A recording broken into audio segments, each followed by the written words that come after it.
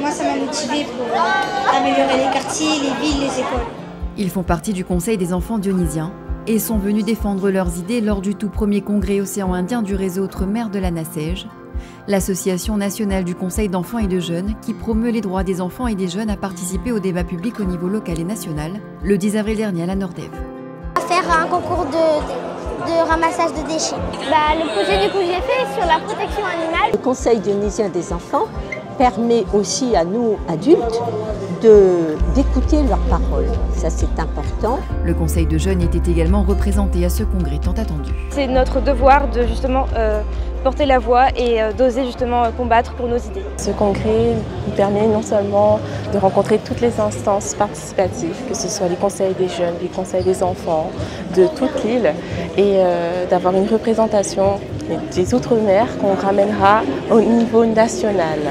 Un événement qui a réuni les représentants des autres territoires ultramarins, comme Mayotte, la Guyane ou encore la Martinique.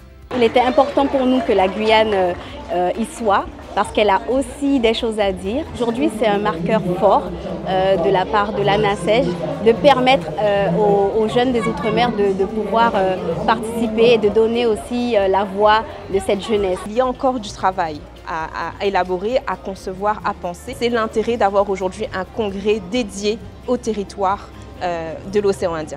C'est un événement important pour la concrétisation du travail qui est fait sur la participation des enfants et des jeunes. Le fait de les associer le plus possible à la vie publique, de leur redonner confiance en eux, de leur donner la légitimité pour s'exprimer, pour défendre leurs projets. Le Conseil des enfants nous aide à développer notre sens de l'engagement, à prendre confiance et à nous développer notre esprit critique. En 2024, la ville fête ses 10 ans d'adhésion à la NACEJ, 10 ans de politique jeunesse, célébrée par une fresque de l'artiste éco-LSA. Du coup, dessus, on va voir les différentes actions qui ont été mises en place dans les 10 ans. Il y a le voyage gratuit à Saint-Denis, il y a le bus gratuit, il y a le permis gratuit, il y a les soirées jeunesse en l'air, donc j'essaye de mettre tout ça dans le même tableau. Cet événement a donné lieu à la création du Parlement de jeunes d'Outre-mer destiné à devenir l'instance porte-parole pour le gouvernement. Une fierté pour Saint-Denis, la première ville française d'Outre-mer. Ça fait 30 ans que cette association nationale existe, ça fait 10 ans qu'on a envie qu'il y ait un congrès qui parle des ultramarins. Quand on parle de la jeunesse, on parle d'aujourd'hui, mais on parle surtout de demain. Quelle société on veut, quels citoyens on veut, quelle politique publique on veut mettre aujourd'hui pour qu'ils deviennent des citoyens émancipés qui tracent un peu une réussite de leur propre vie. C'est une fierté en tant que jeune dionysien de participer à cette inauguration qui est notamment une grande avancée et qui est inédite. Et ça apporte également au niveau national, puisqu'on va porter non seulement la parole des jeunes dionysiens, mais aussi la parole de tous les jeunes d'Outre-mer à un niveau national. Une semaine dédiée à la NACEJ qui s'est clôturée le samedi 13 avril par le Festival de la participation citoyenne.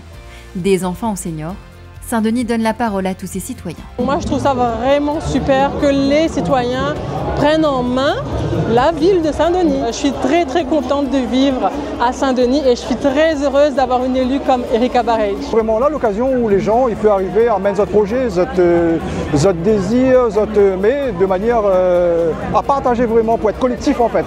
Moi, je voulais être élue, comme ça on entend nos paroles et pour encourager les enfants à se faire entendre. Quand on donne la parole aux citoyens, on laisse la possibilité à l'habitant de réapproprier son quartier. Cet après-midi, c'est très important parce qu'on peut faire partager avec d'autres acteurs du secteur, des associations, les autres CAC de Saint-Denis. Donc voilà, on échange notre vécu.